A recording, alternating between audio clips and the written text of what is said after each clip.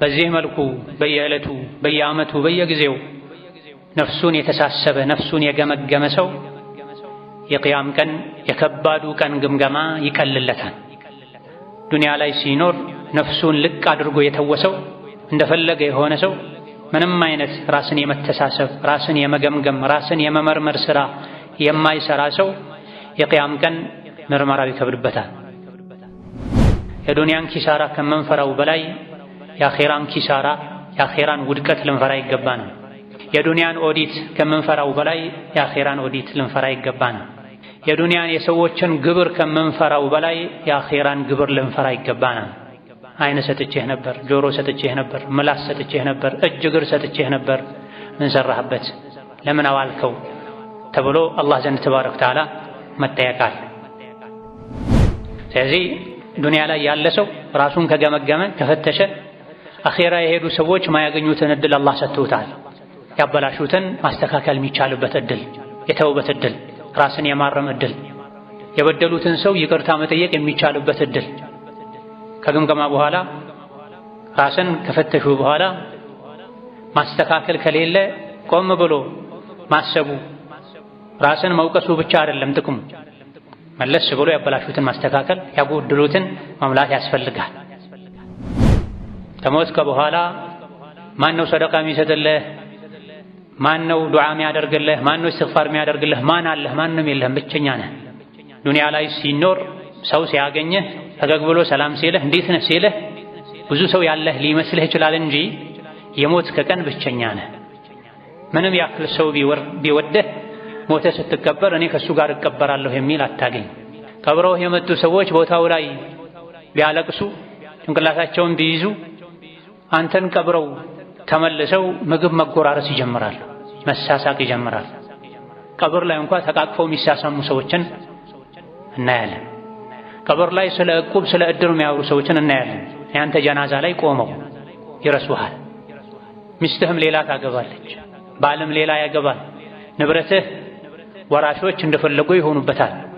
አንተ አኺራ ላይ በሐራም አምጥተው ከሆነ ሕግ ጥሰህ ከሆነ ትቀጣበታለህ፣ ትጠየቅበታለህ። ፈስአሉ አህለ ዚክሪ ኢን ኩንቱም ላ ተዕለሙን።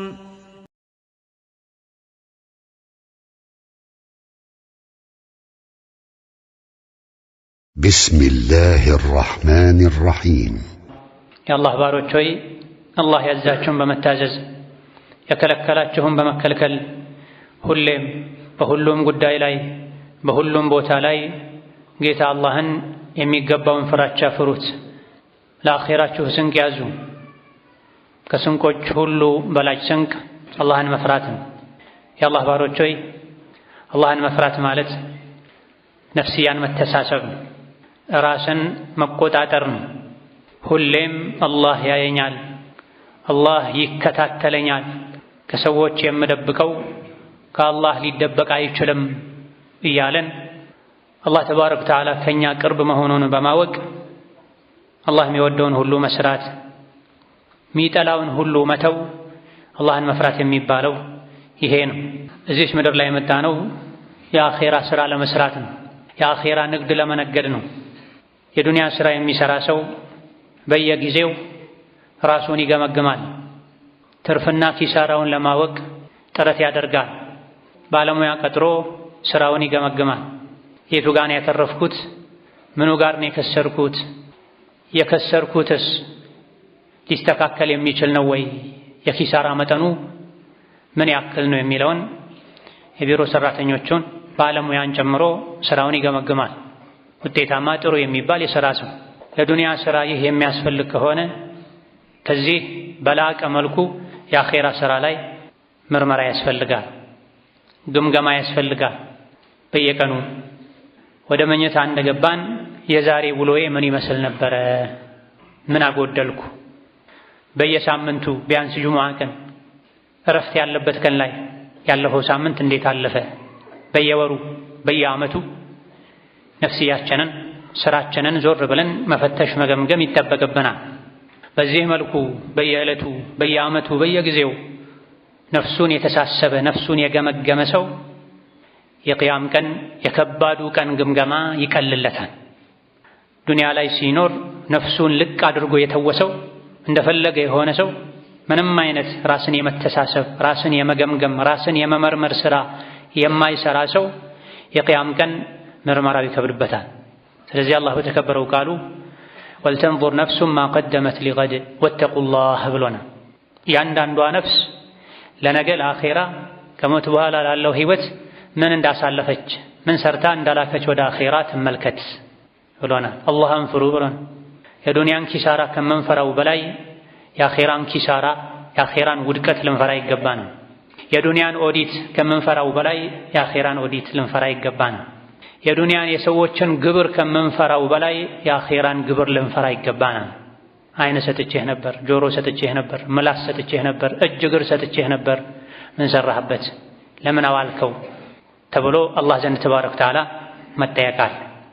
በየጊዜው አንድ ቀን፣ አንድ ሳምንት፣ አንድ ወር፣ አንድ ዓመት እያለፉ ከዱንያ እያራቁ ወደ አኼራ እያቀረቡን ነው። ሰዓታት፣ ቀናት፣ ዓመታት እነሆ አሁን ላይ 1447ኛው ዓመትን ይዘናል። ያንዳንዷ ምታልፍ ሰከንድ፣ ደቂቃ፣ ሰዓት ከኛ እድሜ ነው የምትቀነሰው የምትቆረሰው። እኛ እየተቆራረሰን ነው።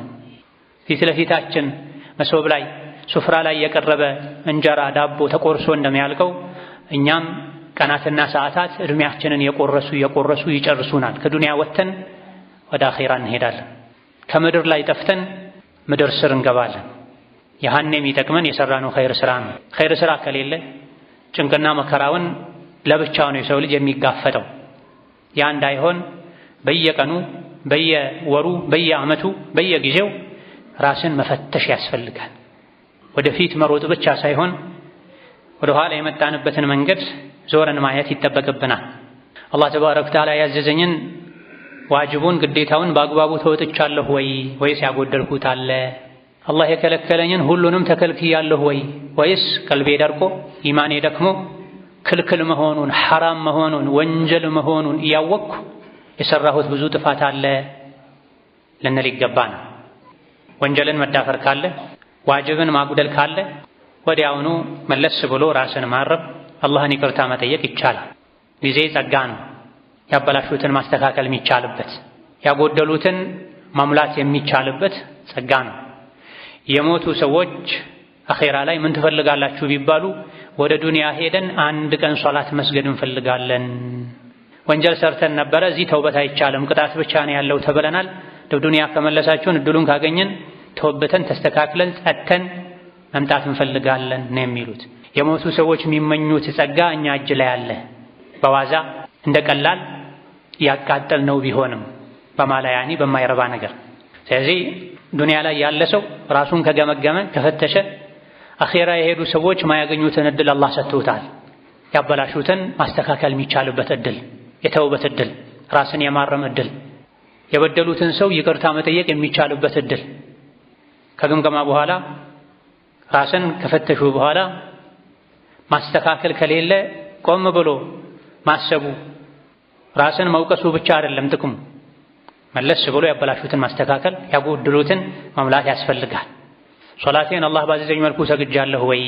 ጾሜን አላህ ባዘዘኝ መልኩ አሟልቼ ጾሜያለሁኝ ወይስ ብዙ ያረሳኋቸው ቸላቢ የተውኳቸው የተደራረቡ ቀዷዎች አሉብኝ?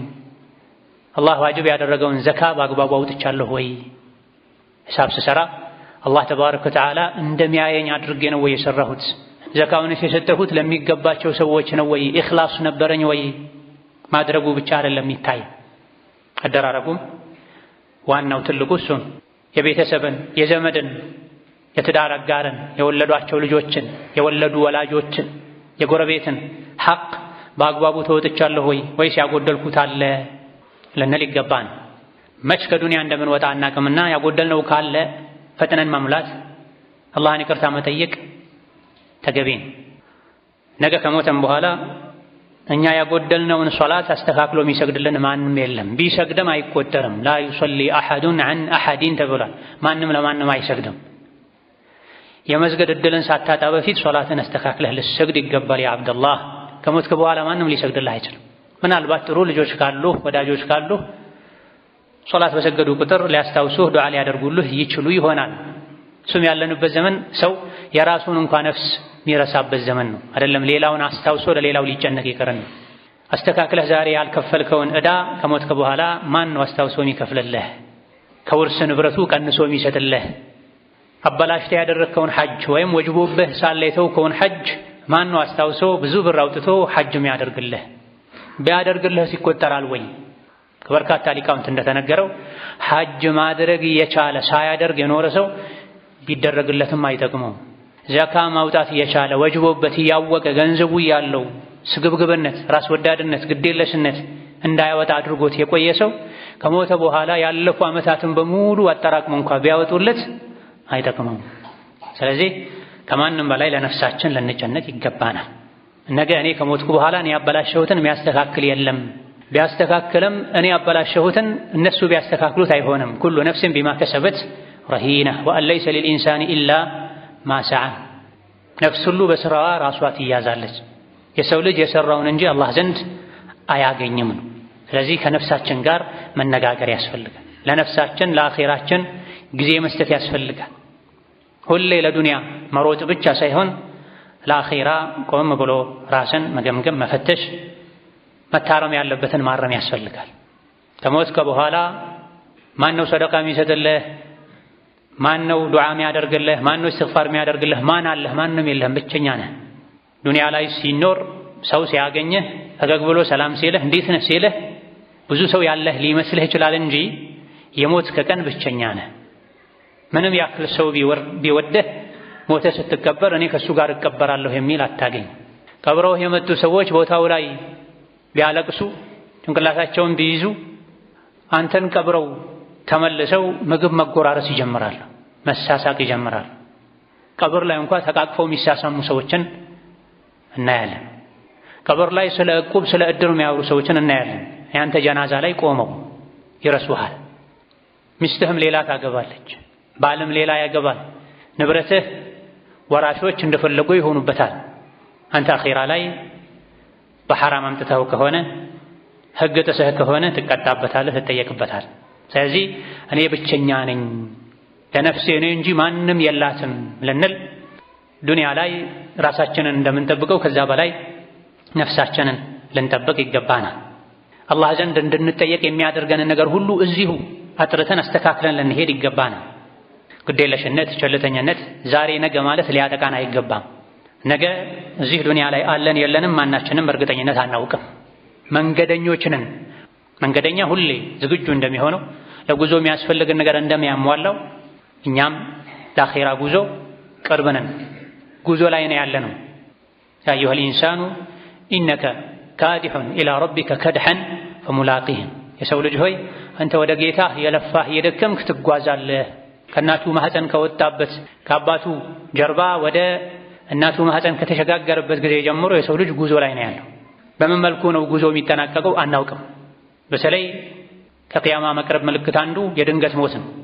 ስንትና ስንት ጤነኛ ሰው በድንገት ይሞታል።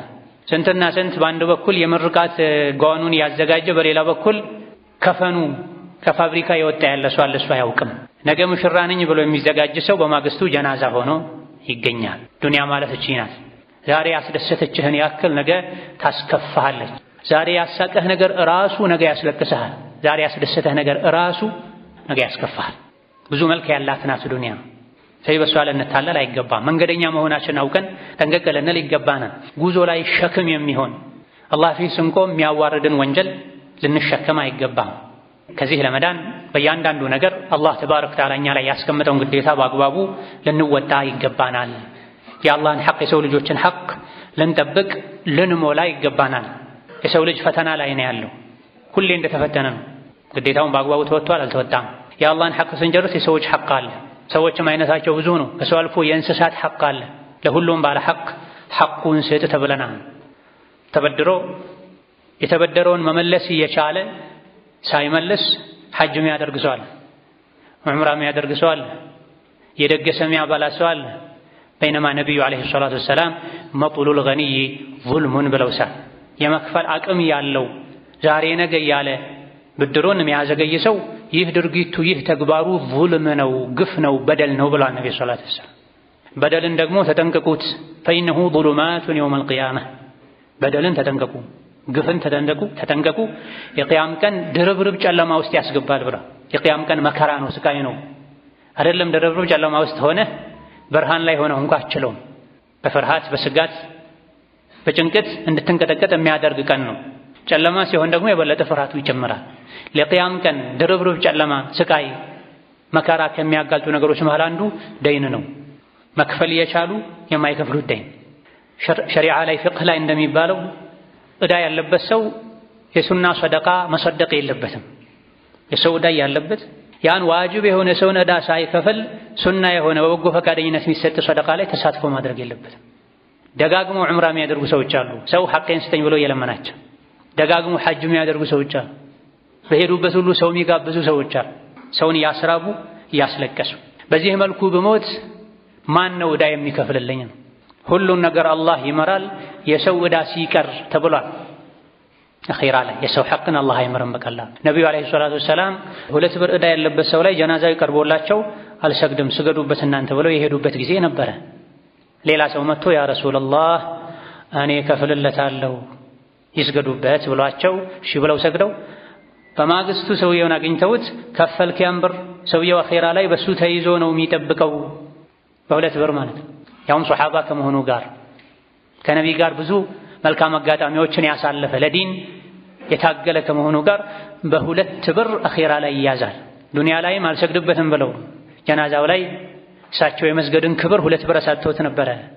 ግን ሱሐቦች እርስ በርስ የሚረዳዱ ሰዎች ነበሩ። ከፍላለሁ ተብሎ ተሰገደበት። ግን በማግስቱ ክፈልለት እንጂ ቀብሩ ላይ አኺራ ላይ በሱ ጉዳይ ተይዞ ተንጠልጥሎ ነው ያለው ጉዳዩ ብለዋል አለይሂ ሰላቱ ወሰላም። ብዙ እኛ ቀለል አድርገን የምናያቸው አላህ ዘንድ ከባድ የሆኑ ነገሮች አሉ። ልጆችህ በአንተ ኃላፊነት ስር ያሉ ባለቤትህ አላህ ዘንድ ተባረከ ወተዓላ ያስጠይቁሃል። የቤተሰብን ሐቅ በአግባቡ ተወጥተሃል ወይ? ሚስትም የባሏን የልጆቿን ሐቅ በአግባቡ ተወጥቻለሁ ወይ ብሎ ራስን መጠየቅ ይገባል። ከሐራም ልጆቼን ቤተሰቦቼን አርቄያለሁ ወይ? አላህ ቁርአን ላይ ያዟል። ቁ አንፉሰኩም ወአህሊኩም ናራ፣ ራሳችሁንም ቤተሰቦቻችሁንም ከእሳት አርቁ ብሏል። የአላህን ውዴታ፣ የዲንን ውዴታ፣ የኢማንን ጥፍጥና እንዲያውቁ በማድረግ አላህ የከለከለውን ነገር እንዲርቁ በማድረግ የቤተሰብን ሐቅ መወጣት ያስፈልጋል። የቤተሰቡን ሐቅ ያጎደለ ሰው ከሞተ በኋላ በቤተሰብ ሐቅ ከተያዘ ማንም ደርሶ ሊያስለቅቀው አይችልም። ዱንያ ላይ ልጅን አለማስተማር፣ ልጅን አለማብላት፣ አለማልበስ የሚያስከትለውን ችግር ሰዎች ስለሚያውቁ ይጨነቃሉ። ልጄን ማበላውን አጣሁ ማለብሰውን አጣሁ ብለው ሰው ፊት ሁሉ ቆመው ይለምናሉ። የቤተሰብን የዱንያ ችግር ለማቅለል ጥረት ከሚደረገው በላይ የቤተሰብን የአኺራን ችግር ለማቅለል ጥረት ማድረግ ያስፈልጋል። ልጆችን፣ ቤተሰቦችን ዲን ማስተማር ያስፈልጋል። አለባበሳቸውን፣ አኽላቃቸውን፣ አደባቸውን መከታተል ያስፈልጋል። ይሄን ተወጥቻለሁ ወይስ እስከዛሬ ልጆቼ ፈትቼ ለቅቄያቸዋለሁ? የሚናገሩትን፣ የሚለብሱትን፣ የሚያደርጉትን፣ የሚውሉበትን አላውቅም ካልክ አኺራ ላይ ምርመራው ከባድ ይሆናል። ዛሬውኑ ራስን መመርመር ነው። የጓደኛ ሐቅ አለ። የሙስሊም ወንድም እህቶች ሐቅ አለ።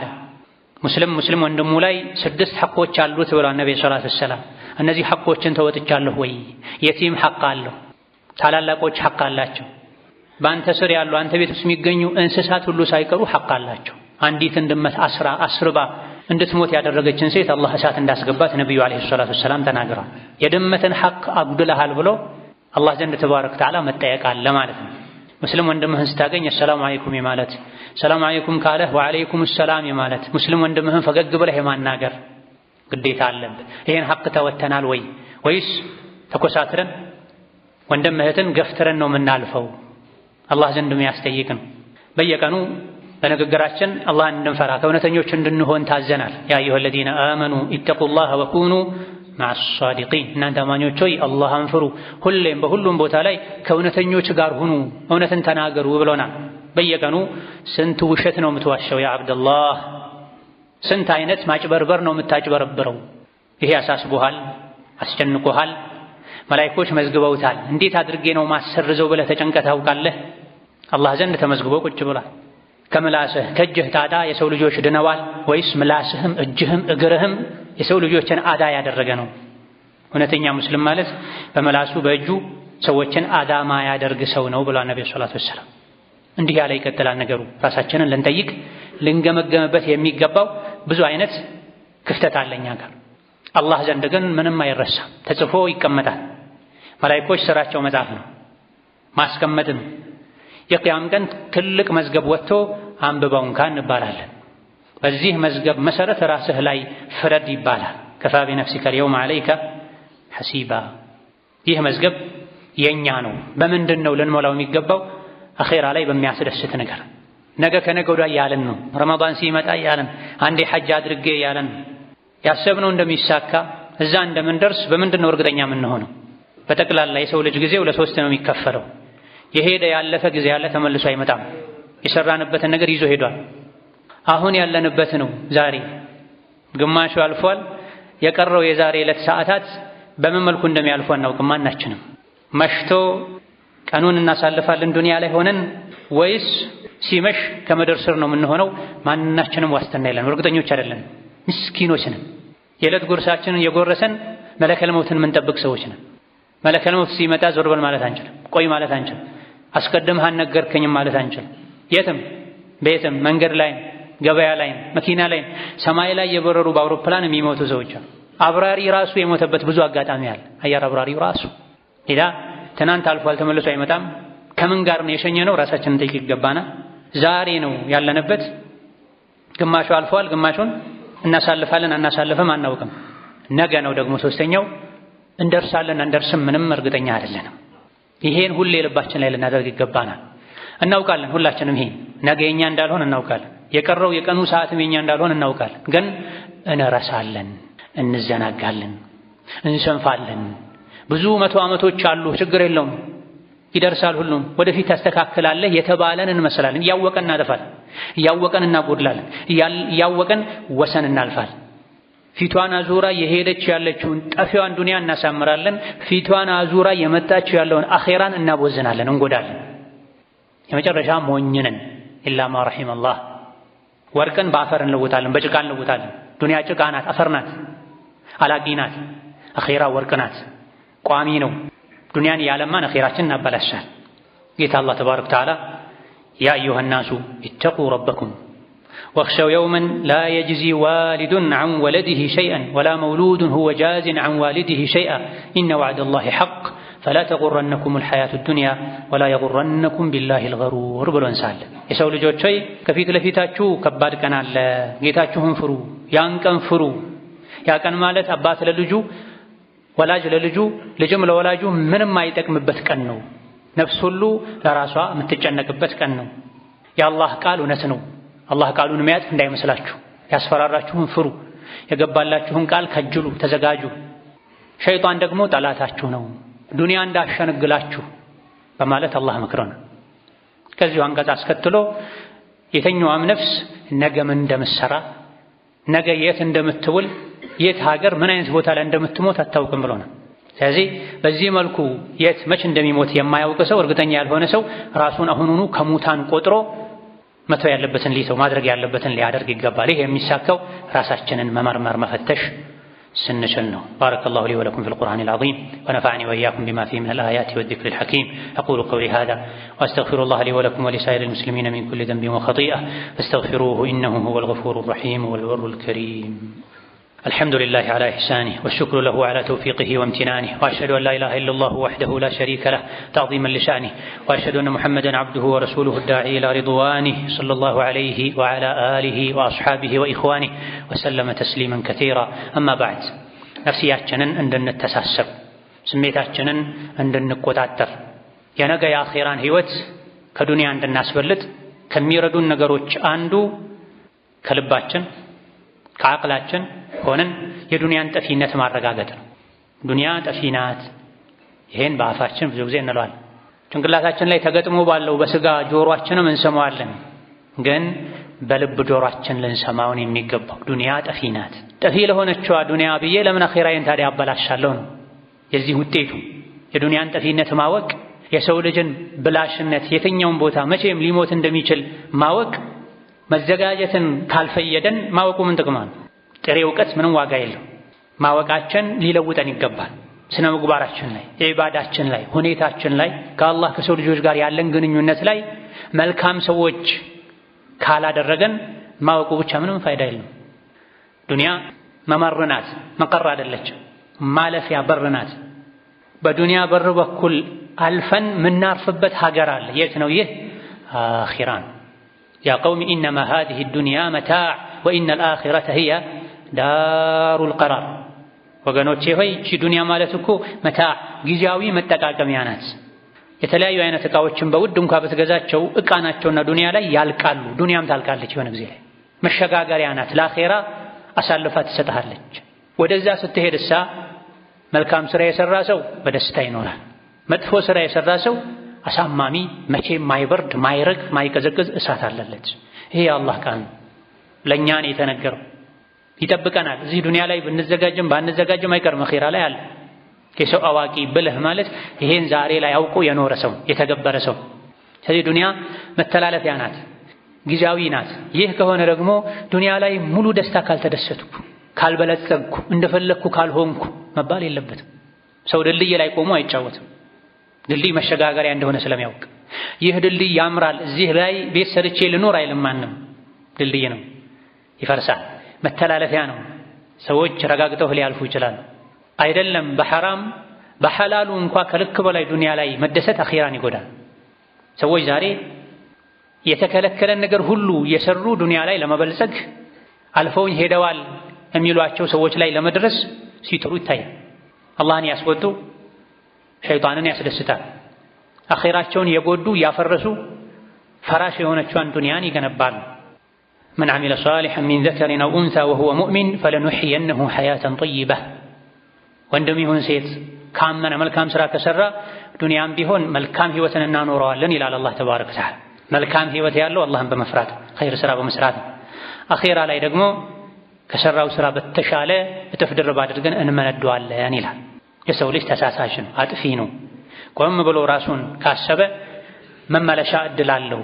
ስለዚህ ተውበት ልናደርግ፣ ራሳችንን ገምግመን ተውበት ልናደርግ፣ ያበላሸውን ልናስተካክል። ያለፈው እድሜ ያለፈው ዓመት አልፏል።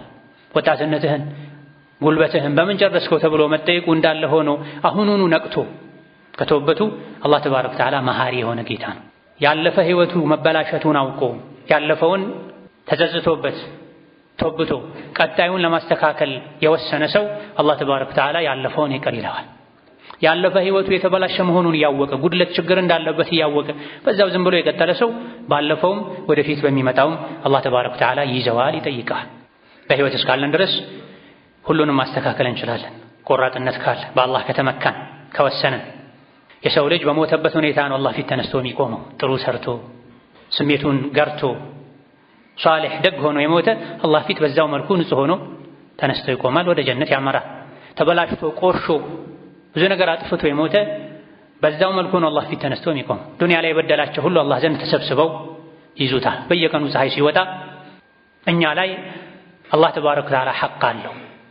ሰውነታችን ላይ 360 አካባቢ መገጣጠሚያዎች አሉ፣ አካላት አሉ። እነዚህ ሁሉ ዘካ ይፈልጋሉ፣ ሰደቃ ይፈልጋሉ። አይናችን፣ እጃችን፣ እግራችን፣ ሌላም ሰውነታችን ውስጥ እኛ ማናያቸው አካላት አሉ የሚሰሩ። አንዱ ቢዛባ ያልጋ ቁራኛ ትሆናለህ። ይህ ሰውነታችን ውስጥ ያለ 360 አካባቢ ብልት መገጣጠሚያ አካል በነፃ አይደለም እየሰራ ያለው፣ ያስከፍላል። በምንድን ነው የምንከፍለው? ሶላትን በአግባቡ በመስገድ፣ የተጣላን በማስታረቅ፣ ዘመድን ለመጠየቅ በመራመድ፣ ሐጅ ዑምራ በማድረግ፣ ሰደቃ በመስጠት፣ ዚክር በማድረግ፣ ቁርአን በመቅራት፣ መልካም ስራ በመስራት የ360 የሰውነት አካላትን ዘካ ማውጣት እንችላለን። ካልሆነ ይህ ሁሉ ተደምሮ ነገ አላህ ዘንድ ተባረከ ወተዓላ ያስጠይቀናል። ይህ እንዳይሆን ፈርዱ ሶላቶችን በአግባቡ መስገድ፣ ከፊት ከኋላ ሱና ሶላቶችን ማስከተል፣ የጧትና ማታ ዚክር ማለት፣ በየቀኑ የሆነ ያክል እንኳ ቢሆን ሰደቃ መስጠት፣ ቁርአን መቅራት። ሶላታችንን ስንሰግድ ይሄ የመጨረሻ ሶላቴ ሊሆን ይችላል ብለን የመሰናበቻ ሶላት ያጣጣምን መስገድ።